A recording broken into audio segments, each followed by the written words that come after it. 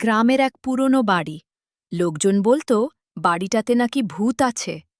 রাত হলেই ছাদের ওপর একটা নীল আলো জ্বলে ওঠে। সেই নীল আলো আজও জ্বলছে। রিমি বাড়িটার দিকে তাকিয়ে ফিসফিস করে বলল, সবাই ভয় পায়, কিন্তু আমি জানতে চাই আসলে ওটা কি।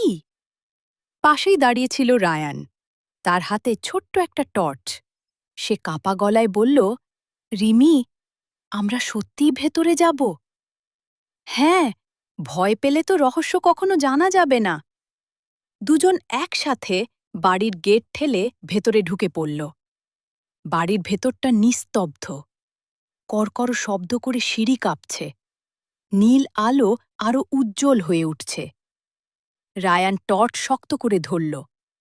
হঠাৎ রিমি দেখল দরজার পাশে একটা সাদা ছায়া নড়ছে। তার চোখ বড় হয়ে গেল। শেষে চিৎকার করতে যাচ্ছিল, ঠিক তখনই রায়ান সাহস করে সামনে এগিয়ে গেল। সে টর্চের আলোটা তুলে ধরল। কে ওখানে? তার গলা কাঁপছিল।